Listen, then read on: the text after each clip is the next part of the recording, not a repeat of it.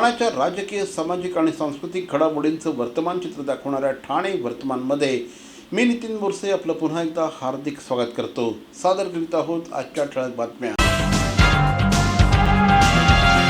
ठाणे जिल्हा मध्यवर्ती सहकारी बँकेच्या निवडणुकीसाठी महायुतीने परिवर्तन पॅनलची घोषणा केली आहे. पॅनल प्रमुख तथा माजी केंद्रीय मंत्री कपिल पाटील यांनी पत्रकार परिषदेत 7 उमेदवारांची नावं जाहीर केली. 21 पैकी 9 उमेदवार बिनविरोध निवडून आले असून उर्वरित जागांसाठी 27 जून रोजी मतदान होणार आहे. भाजप आणि शिवसेना यांच्या उमेदवारांना महायुतीने पाठिंबा दिला आहे. मुख्यमंत्री देवेंद्र फडणवीस, उपमुख्यमंत्री एकनाथ शिंदे तसंच इतर वरिष्ठ नेत्यांशी चर्चा करून पॅनल तयार करण्यात आल्याचं कपिल पाटील यांनी सांगितलं. 2013 मध्ये बँकेची उलाढाल 7,000 कोटी रुपये होती. ती आता 12,500 कोटी रुपयांपर्यंत पोहोचल्याचा दावा त्यांनी केला. या पत्रकार परिषदेला श्री बाबाजी पाटील हे देखील उपस्थित होते. आम्ही परिवर्तन पॅनल ह्या बँकेच्या निवडणुकीसाठी तयार केलेलं आहे. त्याच्या 7 उमेदवारांची नावं आपल्या समोर ठेवलेली आहेत. 27 तारखेला निवडणूक आहे. आपल्या माध्यमातून मी तमाम मतदारांना विनंती करतो की आपली बँक ही चांगली आहे, सुस्थितीत आहे. त्या बँकेला अजून पुढे नेण्याच्या दृष्टिकोनातनं परिवर्तन पॅनलला मतदान करून आपण या बँकेचा कारभार करण्याची संधी द्यावी, अशा प्रकारची विनंती आपल्या माध्यमातून मी करतो. आमचे जे सगळे उमेदवार आहेत ते सगळे अनुभवी उमेदवार आहेत, चांगले उमेदवार आहेत. वेगवेगळ्या क्षेत्रामध्ये, सहकारिता क्षेत्रामध्ये काम केलेले सगळे उमेदवार आहेत. त्याच्यामुळे जनतेचा भरघोस पाठिंबा, सहकार्य आमच्या सगळ्या उमेदवारांना निश्चितपणाने मिळेल, अशा प्रकारचा मला विश्वास आहे. आम्ही सर्व महायुतीचे नेते मंडळी यांच्या सहमतीने हे पॅनल डिक्लेअर करत आहोत. मी मतदारांना विनंती करतो की आपली ठाणे पालघर जिल्हा मध्यवर्ती सहकारी बँक ही महाराष्ट्रामध्ये 1 नंबरची आणि भारतामध्ये 2ऱ्या क्रमांकाची असलेली बँक ही गेल्या 66-67 वर्षापासून सुस्थितीत आणि चांगल्या कंडिशनमध्ये असल्या कारणाने मागील अध्यक्ष असतील, उपाध्यक्ष असतील किंवा संचालक असतील यांनी चांगल्या प्रकारचा कारभार इथे केलेला आहे. सर्व ठेवीदार असतील, शेतकरी बंधू असतील किंवा कर्जदार असतील यांना सुद्धा चांगल्या सुविधा बँकेने दिल्या असल्या कारणाने ही बँक चांगल्या प्रकारे कुठल्याही प्रकारचा गालबोट न लागता आतापर्यंत सुस्थितीत आहे. आणि ती ठेवण्यासाठी आपण सर्व मतदार बंधूंनी ह्या परिवर्तन पॅनलच्या निशाणीवर जी काही निशाणी 17 तारखेला मिळेल त्याच्यावर मतदान करून भरघोस मताने निवडून देतील.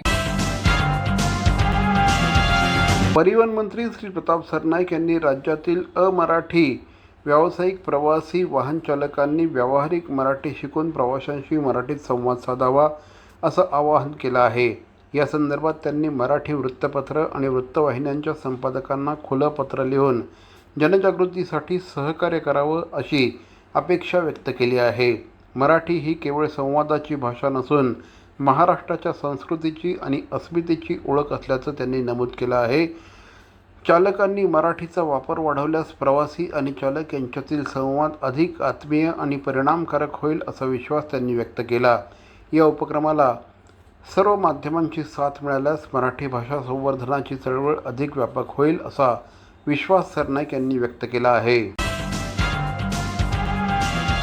MMRDAच्या एलिव्हेटेड रोड प्रकल्पाअंतर्गत जलवाहिनी जोडणीच्या कामामुळे ठाणे शहरातील काही भागात 12 जून रोजी सकाळी 9 ते 13 जून रोजी सकाळी 9 वाजेपर्यंत 24 तास पाणीपुरवठा बंद राहणार आहे. 813 मिलीमीटर व्यासाची जुनी जलवाहिनी बंद करून नव्याने टाकण्यात आलेली 900 मिलीमीटर व्यासाची जलवाहिनी कार्यान्वित करण्यासाठी हे काम करण्यात येणार आहे. इंदिरानगर, साठेनगर, आंबेवाडी, सावरकरनगर, लोकमान्यनगर, श्रीनगर, किसननगर, कैलासनगर, येऊर परिसरासह अनेक भागांमध्ये पाणीपुरवठा यामुळे बंद राहील. पाणीपुरवठा सुरू झाल्यानंतर पुढील 1 ते 2 दिवस कमी दाबाने पाणीपुरवठा होईल असं आवाहन महापालिकेच्या वतीने करण्यात आलं आहे. ठाणे महानगरपालिकेचे मालमत्ता कर म्हणजेच प्रॉपर्टी टॅक्स भरण्याचे आवाहन. सन 2022-23 या आर्थिक वर्षाचे मालमत्ता कराचे म्हणजेच प्रॉपर्टी टॅक्सचे बिल ठाणेकर करदात्यांना महापालिकेमार्फत आर्थिक वर्षाच्या सुरुवातीस म्हणजेच माहे एप्रिल 2022 मध्ये देण्यात आलेले आहे. तथापि अद्यापही काही करदात्यांनी मालमत्ता कर महापालिकेकडे जमा केलेला नाही. सध्या आर्थिक वर्षाचा अंतिम टप्पा सुरू झाला आहे. मालमत्ता कर वसुलीसाठी महापालिकेतर्फे कडक कारवाई हाती घेण्यात आली आहे. या अंतर्गत जंगम मालमत्ता, टीव्ही, फ्रीज, वाहन व इतर जप्त करणे तसेच स्थावर मालमत्ता वॉरंट बजावून जप्त करण्यात येत असून मालमत्तेचा जाहीर विक्रीद्वारे लिलाव करून कराची रक्कम वसूल करण्यात येत आहे. मालमत्तेस पाणी पुरवठा करण्यात येणारे नळ संयोजन खंडित करण्यात येत आहेत. त्याचप्रमाणे थकीत मालमत्ता करावर 2% व्याज आकारले जात असल्याने भरावयाची रक्कम वाढत आहे. आपला मालमत्ता कर propertytax.thanecity.gov.in या लिंकद्वारे तसंच गुगल पे, फोन पे, पेटीएम याद्वारे ऑनलाईन पद्धतीने करण्याची सुविधा उपलब्ध करून दिली आहे. शनिवार, रविवार व सार्वजनिक सुट्टीच्या दिवशी नागरिकांना मालमत्ता कर भरणे सोयीचे व्हावे याकरता महापालिकेचे मालमत्ता कर संलग्न कार्यालय या दिवशी कार्यान्वित ठेवण्यात आलेले आहे. तरी मालमत्ता कर वसुलीची अप्रिय कारवाई टाळण्याच्या दृष्टिकोनातून मालमत्ता कर भरून महापालिकेस सहकार्य करावे. धन्यवाद. भवानी ज्वेलर्स ठाणे, पारंपरिक आणि आधुनिक दागिन्यांचा अप्रतिम संगम. प्रत्येक स्त्रीची पहिली पसंती भवानी ज्वेलर्स ठाणे. नक्की भेट द्या. CP Goenka International School, nurturing talent at young age for scholastics, sports and performing arts in global perspective. Proud to have world toppers and country toppers in 10th standard Cambridge examinations. Ranked the best emerging school by the Times of India for personality over percentage. CP Goenka is the intelligent choice. Airoli आणि बेलापूर परिसरातील वारंवार खंडित होणाऱ्या वीज पुरवठ्याच्या समस्येविरोधात खासदार नरेश म्हस्के यांच्या नेतृत्वाखाली महावितरण कार्यालयांवर आंदोलन करण्यात आलं. केबल जळणं, ट्रान्सफॉर्मर बिघाड, कमी दाबाचा वीज पुरवठा आणि रखडलेली सबस्टेशनची कामं यामुळे नागरिक त्रस्त असल्याचं आंदोलनकर्त्यांनी सांगितलं. शिवसेनेच्या पदाधिकाऱ्यांसह मोठ्या संख्येने नागरिक या आंदोलनात सहभागी झाले होते. आंदोलनानंतर महावितरण अधिकाऱ्यांनी तातडीने उपाय योजण्याचे आश्वासन दिले. नवी मुंबईसाठी स्वतंत्र केबल्स मागवण्यात आल्या असून दोषी ठेकेदारांवर कारवाई करण्यात येईल. तसंच नवीन ट्रान्सफॉर्मर बसवण्याचं कामही हाती घेतलं जाईल असं आश्वासन देण्यात आलं आहे.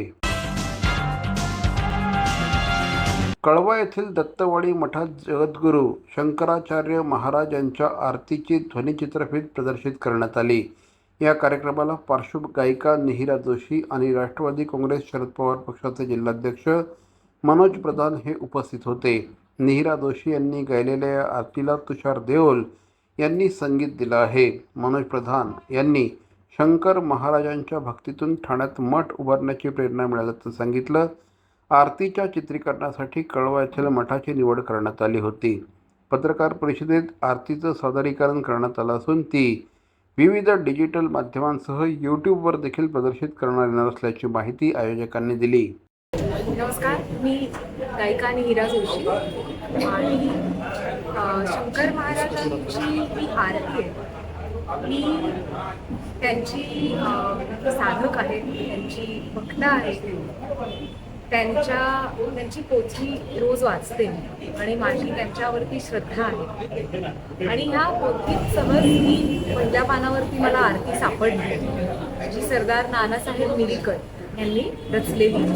आणि आरतीची जी आपली ट्रॅडिशनल चाल आहे त्याच्यात ती अगदी परफेक्ट बसत होती. तर सहज गायली मी. आणि तुषार देवल यांना मी रिक्वेस्ट केली की ह्याचा ट्रॅक तुम्ही कराल का. सो त्यांनी ह्याचा ट्रॅक आणि ह्याचं सुपरविजन केलं आहे. पूर्ण हा व्हिडिओ शूट केला आहे सागर पटवर्धननी आणि शूट केला ह्या कळव्याच्या शंकर महाराज मठात. हे करण्यामागची भूमिका बाकी काहीही नाही तर महाराज एक गाईड आहेत, ज्यांची त्यांच्यावरती श्रद्धा आहे, त्यांच्यासाठी ही गाईड आहे.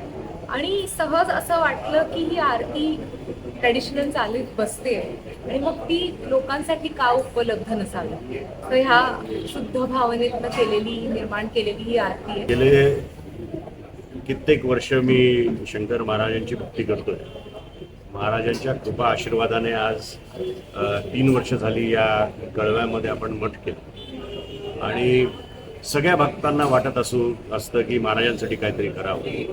तर आमची एक अतिशय उत्कृष्ट अशी नामचीन गायिका आहे मिहिरा जोशी. त्यांनी जी शंकर महाराजांची गीता आहे त्या गीतात जे एक आरती आहे त्या आरतीचं गायन केलं आणि त्याचं व्हिज्युअल जे आपण व्हिडिओ केला आहे तोही ह्या मठात केला आहे. तर आज आपण ती आरती रिलीज करायसाठी म्हणून आज प्रामुख्याने या ठिकाणी आलो आणि उद्यापासून ती यूट्यूबवर पण प्रदर्शित केली जाईल. ठाण्यातील ज्युपिटर रुग्णालयाबाहेर परप्रांतीय चालक निशांत धर शुक्ला याच्या मारहाणीत जखमी झालेल्या वृद्ध सरोज दस्तूर यांची महाराष्ट्र नवनिर्माण सेनेचे अध्यक्ष राज ठाकरे यांनी फोनवरून विचारपूस केली. राज ठाकरे यांचं दस्तूर यांच्या पत्नीने आभार मानले. अविनाश जाधव यांनी दस्तूर यांची जाऊन रुग्णालयामध्ये विचारपूस केली. यावेळेस त्यांनी राज ठाकरे यांना फोन जोडून दिला. राज ठाकरे यांनी दस्तूर यांची यावेळेस आत्मीयतेने चौकशी केली आणि अशा प्रकारच्या घटना महाराष्ट्रात घडणं हे योग्य नसल्याचं प्रतिपादन केलं. Yeah, this is Saroj Dasu. You wanted to speak to me? हाँ मैं ठीक हूँ अभी कोई पेन नहीं है, सब ठीक है, ऑल फाइन. हाँ पैर ठीक है लेकिन अभी सर्जरी करना बाकी है बस. तो एक बार सर्जरी हो जाएगा वो उसके लिए स्वेलिंग कम होगा तो होना से फिर तो सर्जरी हो जाएगी लेकिन उसके पहले नहीं कर सकते. बस वही इंतजार है. यस आम्ही इकडे ठीक आहे. मी यांची मिसेस आहे. Thank you for calling and I mean आता we are just waiting and focusing on his recovery. म्हणजे ते बरोबर होऊ दे तेच आपण ते फोकस आमचं त्याच्यावरच आहे. थँक्यू पण okay thank you very much. Thank you. Bye. ठाण्यातील ज्युपिटर रुग्णालयाबाहेर परप्रांतीय चालक निशांत धर शुक्ला याच्या मारहाणीमध्ये एका वृद्धाला जबरदस्त मारहाण झाली. ही बाब शिवसैनिकांना समजल्यानंतर त्यांनी ताबडतोब त्या रिक्षा चालकाचा माग काढला आणि त्याला चांगलाच प्रसाद दिला. सिनियर सिटीजन होते. 6 वाजता मारलाय आणि मी याचा 8 वाजल्यापासून शोध काढत होतो. 8 वाजल्यापासून मी याचा शोध काढतोय. वो बाजू के देखने वाले भी गांडू के हम लोग में से कोई एक जन रहता था मेरे को दिखाने का था उधर ही सुला देते थे तेरे को.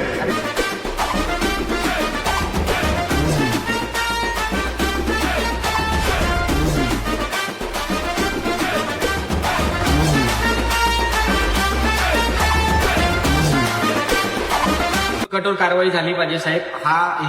या उत्तर भारतीय लोकांची साहेब हिंमत वाढलेली आहे आणि जर हे महाराष्ट्रात जर असंच चालत राहिलं ना साहेब एक दिवशी मराठी माणसाला संपून टाकणार हे लोक.